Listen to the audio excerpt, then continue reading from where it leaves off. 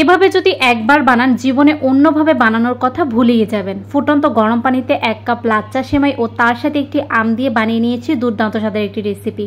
ছোট থেকে বড় সবার খুব পছন্দ করার মতো একটি রেসিপি। তো চলুন রেসিপিটি শেয়ার করি। এখানে একটি ব্লেন্ডারের জায়গায় আমি একটি আম কেটে নিচ্ছি। তো আমটাকে আমি এভাবে স্লাইস করে ছুরি দিয়ে কেটে নিচ্ছি। তবে আপনারা চাইলে কিন্তু বটি দিয়েও কিন্তু এই কাজটা করে নিতে পারেন। তবে আমার কাছে এরকমভাবেই খুব সহজ লাগে, সেজন্য আমি এভাবেই আমটা কেটে নিই।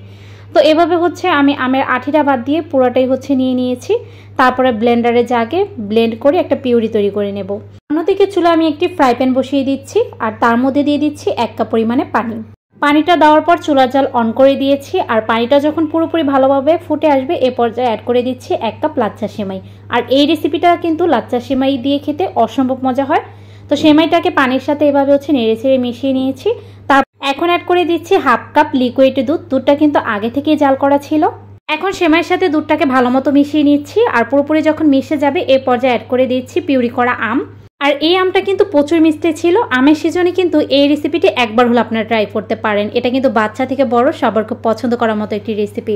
এখন আমের পিউরিটাকেও সেমাইয়ের সাথে ভালো মতো মিশিয়ে নিয়েছি আর এখন অ্যাড করে দিচ্ছি 3 চা চামচ চিনি।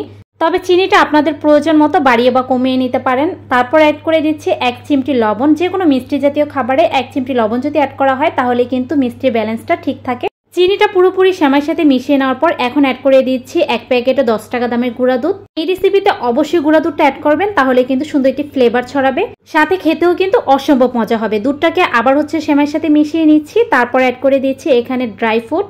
এখানে আমি ড্রাই ফ্রুট বলতে নিয়েছি কাজু বাদাম আর কাঠবাদাম। তবে আপনারা চাইলে কিশমিশ অথবা আপনাদের পছন্দ মতো আরও বাদাম অ্যাড করে দিতে পারেন।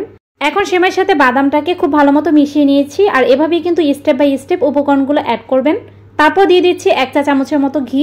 এই রেসিপিতে ঘিটা অ্যাড করলে কিন্তু ঘিয়ের একটি ফ্লেভার ছড়ায়, সেজন্য খেতে কিন্তু দুর্দান্ত স্বাদ হয়। আর এখন নেড়ে চেড়ে মিশিয়ে নেওয়ার পর যখন প্যান থেকে পুরোপুরি উঠে আসছে এ পর্যায়ে নামিয়ে ঠান্ডা করে নেব।